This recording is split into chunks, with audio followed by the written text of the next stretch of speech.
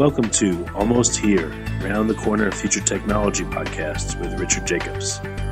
Future technologies poised to transform our lives for better or worse are the focus of this podcast. Almost here means these technologies are now here and starting to be used, or just around the corner, from Bitcoin to artificial intelligence, 3D printing, blockchain, virtual reality, and more. Hello, this is Richard Jacobs with the Future Tech Podcast. My guest is Ravi Kurani. He's the CEO of a company called MySutro. The website is mysutro.com, and we're going to be talking about their smart water monitoring system. So, Ravi, how are you doing today? I'm doing good. How are you? Doing fine. Yeah. So tell me about your smart water monitoring app. What was the idea behind it, and what does it do? Yeah, so at a high level, basically what we're building is a proprietary sensor technology that you throw into a body of water. It connects to the cloud, tells the user exactly what to do with their water and when to do it, and then basically builds that feedback loop. And I say that high picture because if you go to mysutro.com, you'll see that we're deploying in swimming pools right now.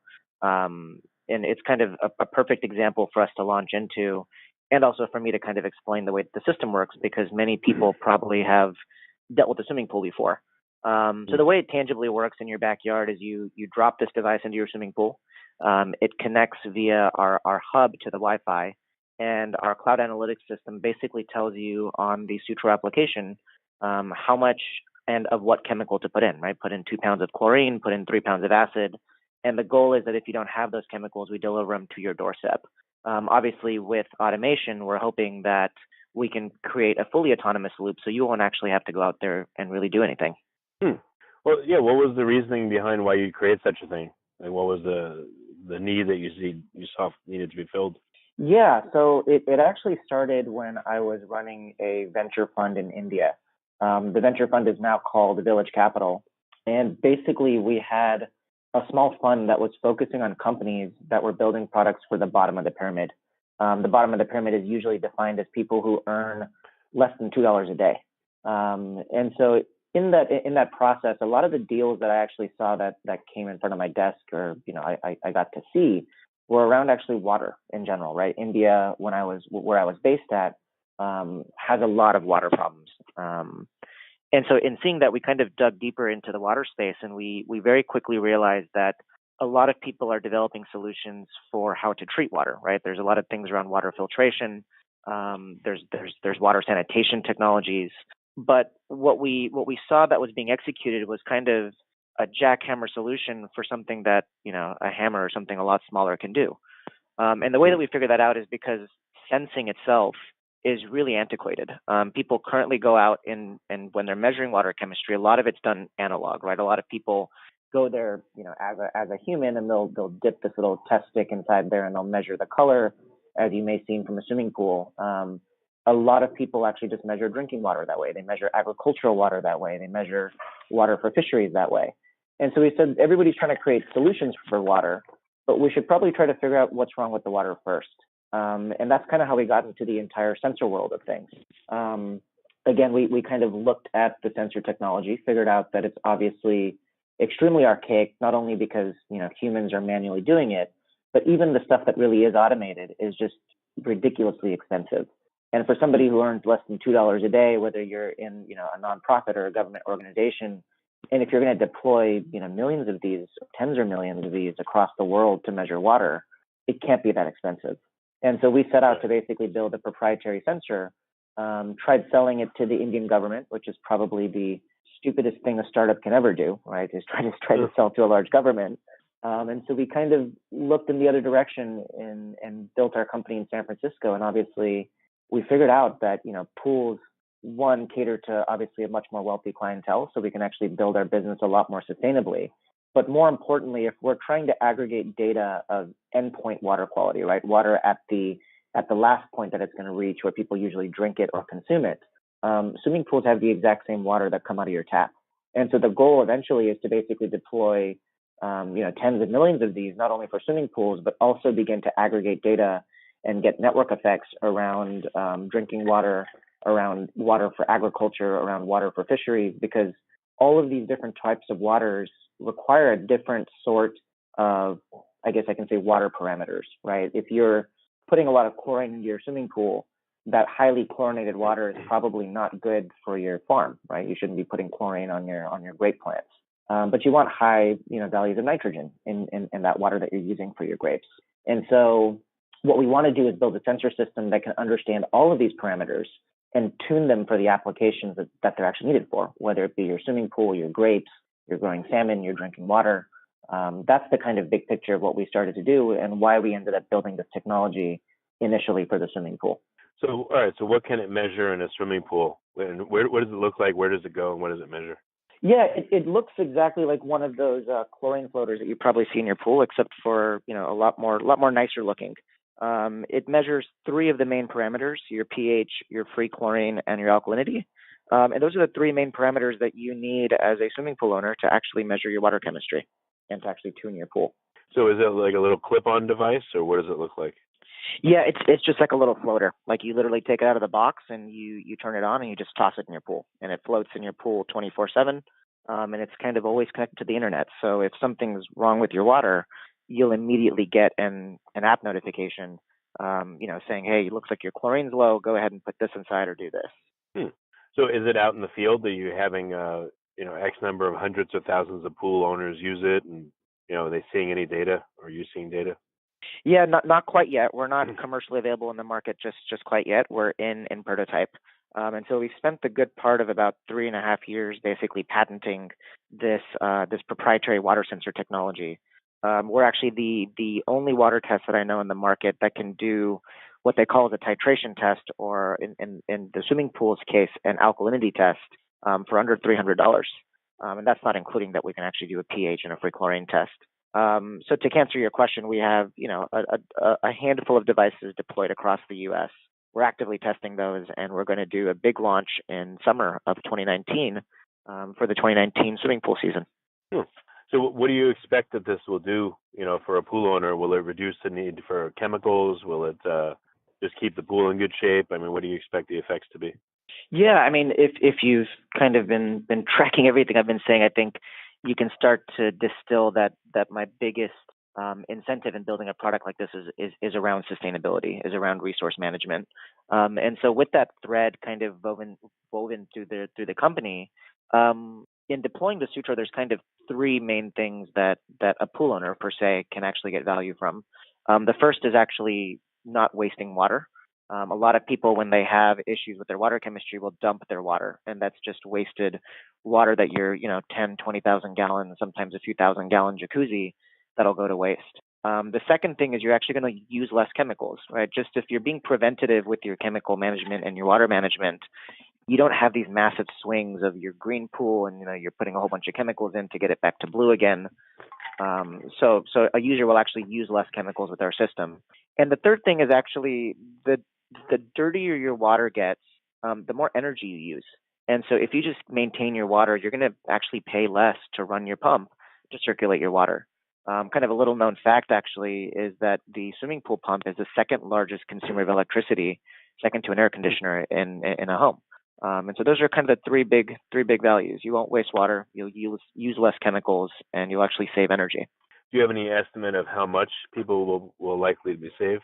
Yeah, it depends on the user, right? If you have somebody that's kind of a geek chemist that has a swimming pool, they're probably doing the same thing that our device is doing. Whereas the kind of average American that manages their water in their backyard is obviously pretty busy. We've seen just off of anecdotal data that you can save anywhere between $200 to $500 combined on your water, your chemicals, and your energy. Per month or per year? Or? That's per year. Okay. Which is about still very significant.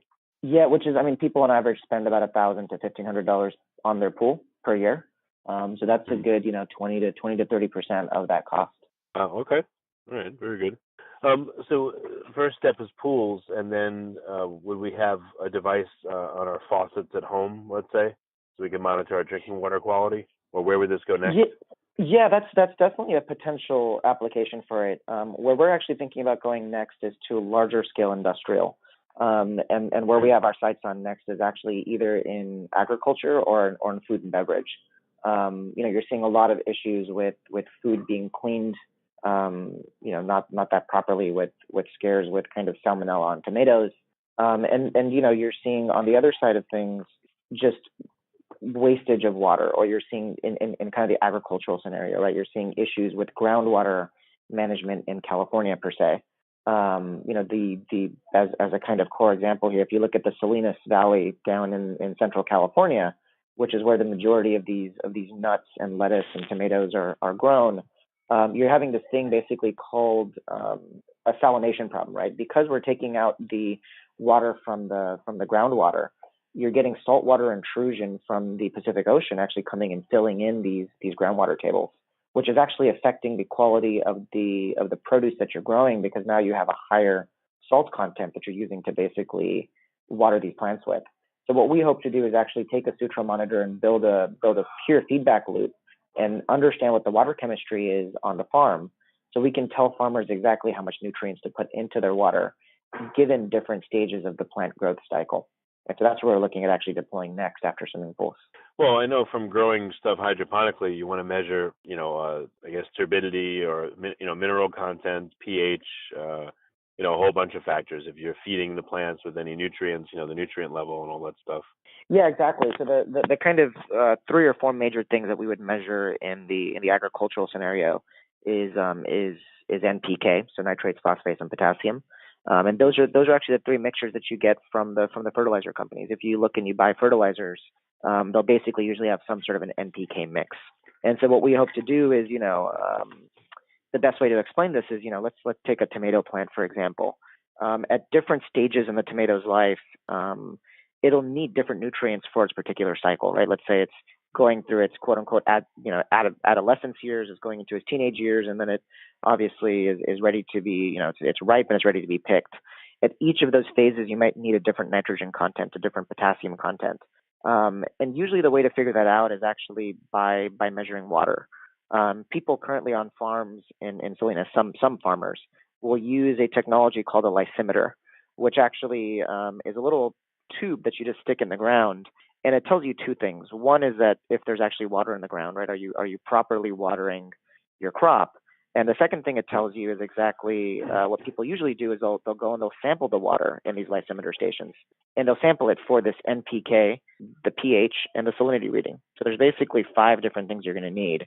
And instead of the farmer driving around, once a week and doing this, if we can give them real-time data on, even a daily basis, they can basically tune and kind of detune these nitrogen, phosphorus and potassium levels of this fertilizer to make sure they're giving the plants exactly what they need when they need it for the stage that they're actually in. Yeah, no, that makes a lot of sense.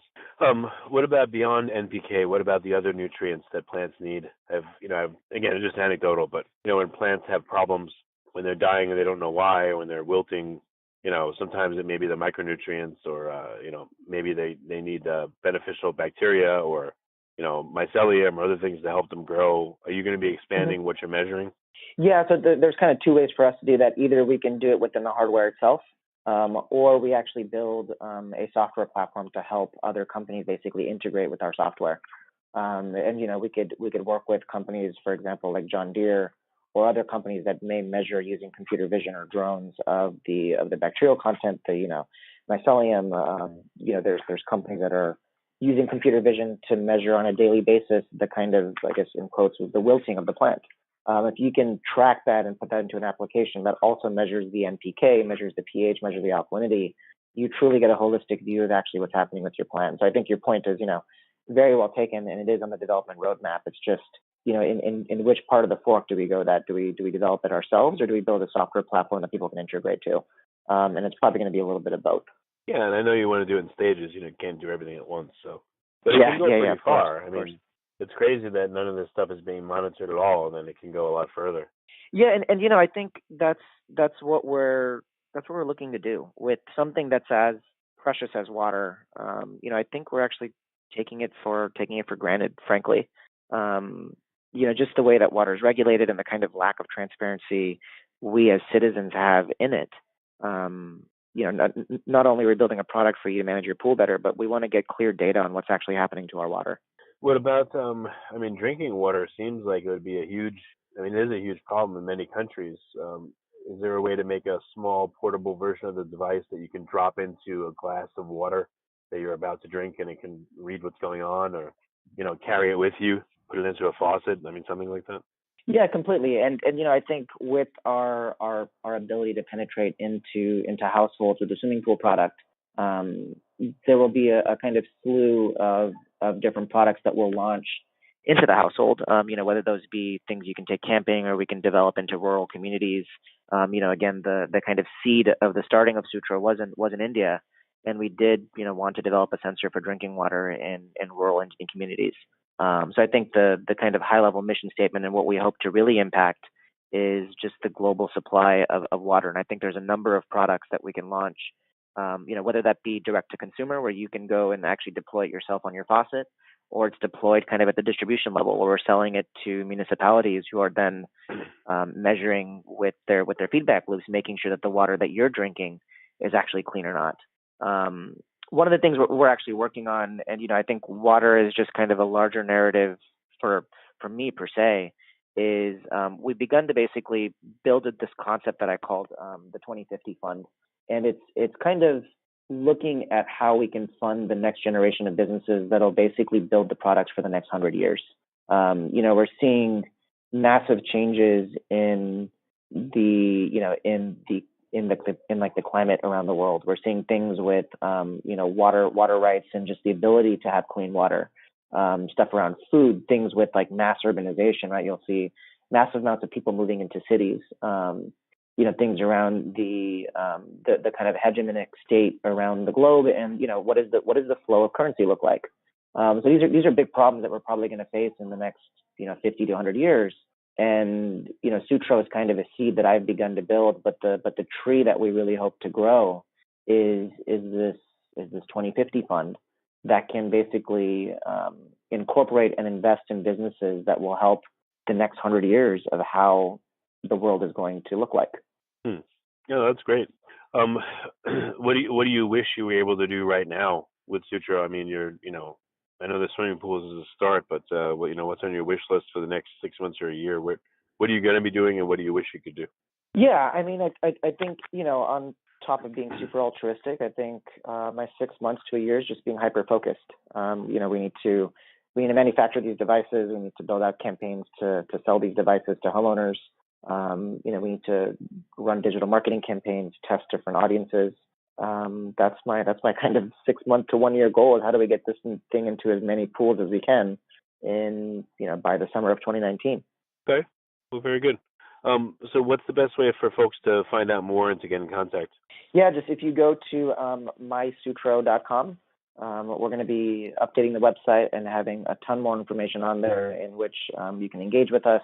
We actually are building out an artificial intelligence chatbot for you to also engage with us. You can text the number 415-299-8082. If you text the word "go" to that number, you should be able to basically get on there, or go to sutro.ai. So either one of those three channels will reach us, and we can get you set up.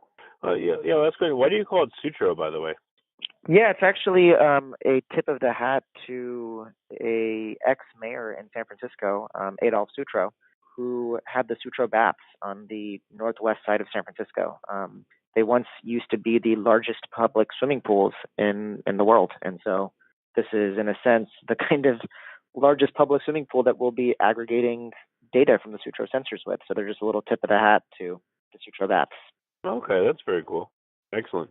All right. Well, very good. So people can visit mysutro.com and they can find out more. And you said in about a year or less, then this will be available for swimming pools. That's correct. Yep. mysutro.com. All right. That's great. Well, Ravi, thank you for coming, and I appreciate it. Thank you for having me. You have been listening to Almost Here, Around the Corner Future Technology podcast with Richard Jacobs. Subscribe to this podcast, post a review to discover more future technologies that are poised to transform our lives for better or worse, such as Bitcoin, artificial intelligence, 3D printing, blockchain, virtual reality, and more.